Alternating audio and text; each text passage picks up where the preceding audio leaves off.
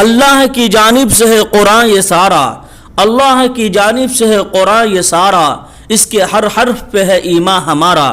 محترم معزز قابل قدر سامنے کرام، آپ حضرات کی خدمت میں پیس میسیج سینٹر کی جانب سے حضرت اقدس مفتی اشتیاق صاحب حفظہ اللہ، استاذ حدیث و تفسیر دارالعلوم دیوبند کے درس قرآن کو پیش کیا جا رہا ہے۔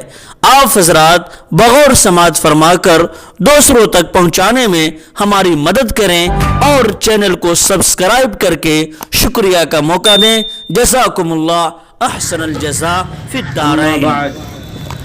فأعوذ باللہ من الشیطان الرجیم، بسم اللہ الرحمن الرحیم۔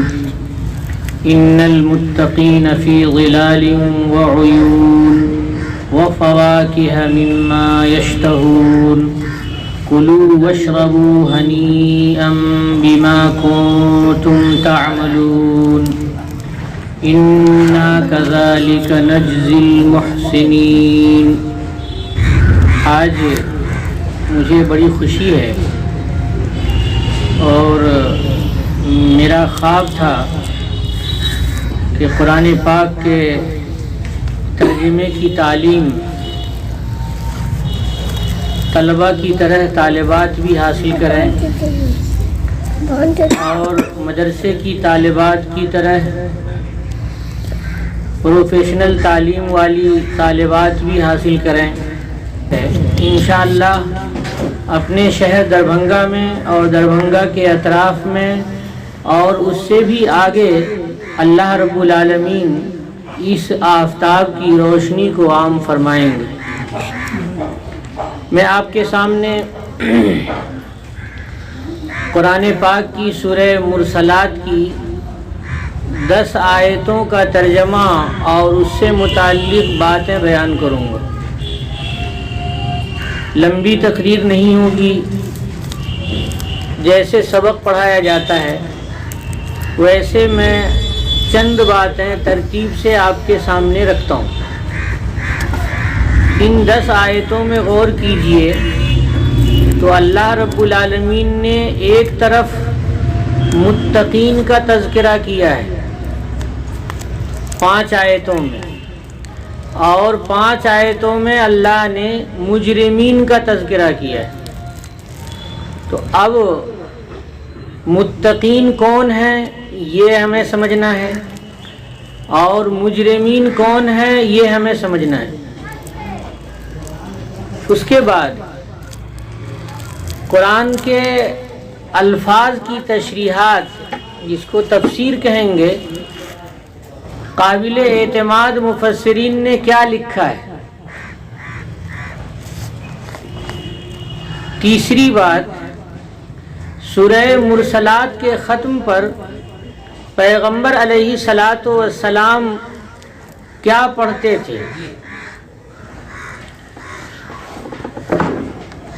ان 3 بنیادی باتوں کے ساتھ جو باتیں درمیان میں آ جائیں گی ضمناً، جن کو درس کی اصطلاح میں استرداد کہتے ہیں، استرداداً، ان کو بھی میں آپ کے سامنے پیش کروں گا۔ پہلی بات، متقین کسے کہتے ہیں؟ آپ نے پڑھا ہوگا اور اپنے اساتذہ سے تشریح حاصل کی ہوگی تو انہوں نے بتایا ہوگا کہ متقین تقوی والا آدمی جمع ہے، تقوی والے بہت سارے لوگ۔ تو سوال پیدا ہوگا ان لوگوں کو جو لفظ تقوی کا مطلب نہیں سمجھتے۔ تو تقوی کے معنی ہے بچنا، پرہیز کرنا، اور ایسا پرہیز کرنا جیسے کہ کسی بزرگ شخصیت اور بزرگ ہستی کے علم میں نہ آ جائے غلطی، ایسی غلطی سے بچنا کہ ہمارے بزرگ کو اور ہمارے سامنے جن کا ہم احترام کرتے ہیں انہیں تکلیف نہ پہنچ جائے۔ یہ ترجمہ کریں گے، یہ مطلب سمجھیں گے تو اس کا ترجمہ یوں بھی کریں گے، ڈرنا۔ ایک ہے دیکھیے گھر میں سانپ نکل آئے تو آدمی ڈرتا ہے، اور ایک ہے کہ گھر میں دادا چلے آئیں، بڑے حضرت چلے آئیں اور بڑے عالم چلے آئیں تو آدمی ڈرتا ہے۔ کاہے سے ڈرتا ہے؟ کہ ایسا نہ ہو کہ کوئی بے دینی کی بات ہو تو عالم صاحب کے دل کو تکلیف ہو جائے گی، میرے استاد صاحب کے دل کو تکلیف ہو جائے گی، یا پیر صاحب کے دل کو تکلیف ہو جائے گی۔ اس معنی کر کے تقویٰ کا ترجمہ ڈرنا بھی کرتے ہیں، اور پرہیز کرنا یعنی انہی باتوں سے پرہیز کرنا جن باتوں سے سامنے والی شخصیت کے دل میں تکلیف پہنچ جائے۔ تو اب اس کو اوپر اٹھائیے، اللہ رب العالمین سب سے بڑے ہیں، سب سے بڑی ہستی ہیں، ہم اللہ رب العالمین پر ایمان رکھتے ہیں، تو اللہ تعالیٰ نے جن باتوں سے منع فرمایا ہے ان باتوں سے بچنا تقویٰ کہلائے گا، اور اللہ سے ڈر کر کے بچنا یہ تقویٰ کہلائے گا۔ اب کن باتوں سے اللہ رب العالمین نے ہمیں منع فرمایا ہے، آگے بات بڑھے گی تو آپ دیکھیں گے کہ بعض باتیں ایسی ہیں جن کو اللہ رب العالمین نے ظلم عظیم سے تعبیر کیا ہے۔ ان الشرک لظلم عظیم، بہت بڑا ظلم ہے شرک کرنا، بہت بڑی زیادتی ہے شرک کرنا، تو آدمی شرک سے بچتا ہے تو یہ بھی تقویٰ ہے۔ تو یہ بہت بڑا گناہ ہے، بہت بڑا پاپ ہے اور گناہ کبیرہ ہے۔ اللہ رب العالمین کو یہ پسند نہیں ہے کہ میری الہیت کے سامنے، میری معبودیت کے سامنے کسی اور کی معبودیت تسلیم کی جائے، اللہ رب العالمین کو یہ پسند نہیں ہے۔ میری ربوبیت کے سامنے کسی اور کو رب مان لیا جائے، یہ اللہ تعالیٰ کو پسند نہیں ہے۔ تو غرض یہ کہ یہ شرک سے بچنا یہ بھی تقویٰ کہلائے گا۔ سب سے ایک نمبر کا معیار شرک سے بچنا تقویٰ کہلائے گا۔ جو آدمی شرک سے بچتا ہے وہ متقی ہے۔ اب نیچے اتریے، ایمان لے آیا آدمی، شرک سے بچ گیا۔ اب اگر کوئی آدمی حرام کام سے بچتا ہے، ایمان لانے کے بعد اللہ رب العالمین نے حرام کام کی فہرست بتائی کہ یہ سارے کام تمہارے لیے ناجائز ہیں، شراب پینا حرام ہے، رشوت لینا حرام ہے، سود حرام ہے، زنا حرام ہے، بدنگاہی حرام ہے، اور بہت سارے حرام کی ایک فہرست ہے۔ تو ان سارے حرام سے بچنا بھی تقویٰ ہے۔ تو یہ تقویٰ کا دوسرا نمبر ہے۔ پہلا نمبر شرک سے بچنا اور دوسرا نمبر حرام چیزوں سے بچنا، یہ تقویٰ ہے۔ اور جب آدمی حرام چیزوں سے بچ جاتا ہے تو اب وہ چھوٹی چھوٹی بے ادبیوں سے بھی بچنا چاہے گا۔ اب جب چھوٹی چھوٹی بے ادبیوں سے بچنا چاہے گا، یعنی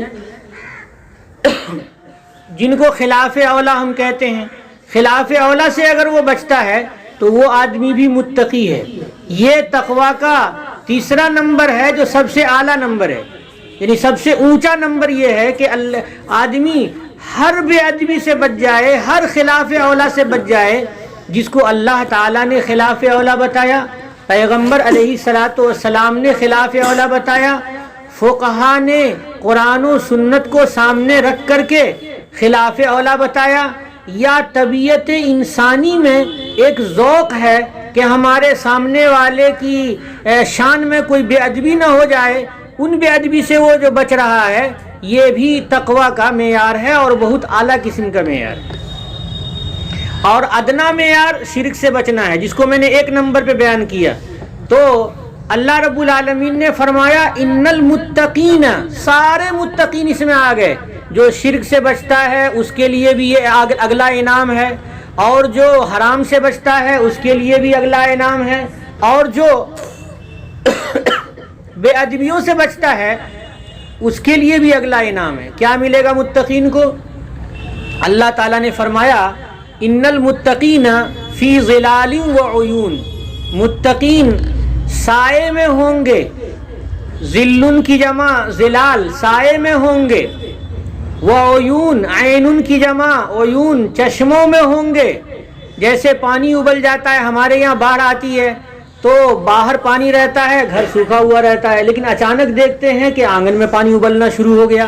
ہم لوگ اردو اپنی زبان میں میتھلی میں بولتے ہیں بما پھوٹنا، یہی ہے عیون، عین، چشمہ پھوٹنا، نیچے سے پانی پھوٹنا، یہ ہے چشمہ. تو جب خشک سالی ہو، ہر طرف پانی نہ ہو، کسی طرف آدمی نکلتا ہے پانی نہیں ملتا ہے، لیکن اچانک گھر میں تھوڑا سا پانی نکل آیا تو کتنی خوشی ہوگی، کتنا اچھا لگے گا. اور اگر باغ ہو اور باغ میں کیاریاں بنی ہوئی ہوں اور کیاریوں میں پانی ہو اور درخت لہلہا رہے ہوں اور پھل دے رہے ہوں تو اس باغ میں بیٹھنے میں کتنا اچھا لگے گا. اور ہر طرف پھل لگے ہوئے ہوں، لال پیلے ہرے ہر قسم کے پھل لگے ہوئے ہوں. ایسا نہیں جیسے ہم لوگوں کا باغ ہوتا ہے کہ بہت خوبصورت نہیں ہوتا ہے. جنت جو اللہ نے سجا رکھی ہے وہ بہت خوبصورت ہے، ہر قسم کے پھل موجود ہیں. غرض یہ کہ سایوں میں ہوں گے اور چشموں میں ہوں گے. سوال پیدا ہوگا پڑھنے والے طالب علم کو، جو مدرسے میں پڑھے گا اس کو یا جو سوچے گا اس کو، کہ سایہ کسے کہتے ہیں؟ سایہ کہتے ہیں کہ سورج کی روشنی آ رہی ہے، پڑ رہی ہے، اور کوئی چیز آ گئی سامنے تو جیسے مکان آ گیا، دیوار آ گئی تو دیکھتے ہیں کہ سایہ ہے. مثال کے طور پہ اس صحن میں ہم بیٹھے ہوئے ہیں، اوپر دیکھیے دھوپ ہے اور نیچے سایہ ہے، تو ہم اس سائے میں ہیں، اس دیوار کے سائے میں ہیں. سوال یہ پیدا ہوگا طالب علم کو کہ جنت میں جب سورج نہیں ہے، جنت میں جب چاند نہیں ہے، سائے کا کیا مطلب ہے مولانا؟ تو سائے میں ہوں گے. اب آئے مفسرین، انہوں نے تفسیر کی کہ یہاں سایہ سے مراد یا تو اللہ رب العالمین کے عرش کا سایہ ہے. بہت سے مفسرین ہیں وہ کہتے ہیں کہ اللہ کے عرش کے سایوں میں ہوں گے متقین، پرہیزگار لوگ. اور دوسری تفسیر اس کی یہ کی گئی کہ سائے سے مراد صدقہ خیرات کا سایہ ہے جو پل صراط پر مومنین اور متقین کے سروں پہ رہے گا. جو لوگ مال کما کر کے غریبوں میں خرچ کرتے ہیں، محتاجوں میں خرچ کرتے ہیں، ضرورت مندوں کو دیتے ہیں، بھوکے پڑوسیوں کو دیتے ہیں، خود کھاتے ہیں اور دوسروں کو بھی کھلاتے ہیں، تو وہ لوگ ان صدقات کے سائے میں ہوں گے. یعنی اللہ رب العالمین کی طرف سے جو تپیش ہوگی وہ تپیش ایئر کنڈیشن کی شکل میں اللہ بدل دیں گے اور سر پہ سایہ کر دیں گے. سایہ میں ہر طرح کی ٹھنڈک ہوگی کہ جیسے آدمی اے سی میں رہتا ہے. یہ ایک چھوٹی سی مثال ہے اے سی کی. اے سی کی مثال بہت بڑی مثال نہیں ہے، یہ ایک سمجھانے کی بات ہے. بعض مفسرین کہتے ہیں کہ سائے سے مراد درختوں کا سایہ ہے کہ جنت میں بہت سارے درخت ہوں گے اور ان درختوں کے نیچے ہوں گے متقین لوگ. یہ درخت کے نیچے ہونے کا مطلب ہے سائے میں ہونا. بعض مفسرین یہ کہتے ہیں کہ درخت سے مراد یہاں پر شجر طوبہ ہے. ایک درخت ہے جنت میں جس کا نام ہے طوبہ، یعنی کہ بہت اچھا درخت، ایسا درخت کہ جس کے سائے میں تیز سواری پر سوار ہو کر کے جنتی چلے گا تو 500 سال تک سائے میں رہے گا. اتنا بڑا سایہ دار درخت ہے، بڑا بابرکت درخت ہے، بہت ہی خیر کا درخت ہے. اللہ رب العالمین نے جو اتنی عمدگی اس کے اندر رکھ رکھی ہے شجر طوبہ میں کہ اللہ تعالیٰ نے ارشاد فرما دیا ہے کہ جو لوگ اللہ رب العالمین سے ڈرتے ہیں ان کے لیے یہ درخت ہے. وَطُوبَى لَهُمْ وَحُسْنُ مَآبٍ. متقین کے لیے درخت طوبہ ہے اور متقین کے لیے اچھا انجام ہے. تو یہاں پر آپ نے دیکھا کہ ظلال کی تشریح کہ سایہ، تو اگر وہاں پر سورج نہیں ہوگا تو یا تو عرش کا سایہ مراد ہے، اللہ عرش کا سایہ ہم سب کو عطا فرمائے، یا یہاں پر گنجان درختوں کا سایہ مراد ہے، اللہ ہمیں عطا فرمائے، یا درخت طوبہ کا سایہ ہے، اللہ ہمیں عطا فرمائے، یا صدقات کا سایہ ہے پل صراط پر، اللہ ہمیں عطا فرمائے.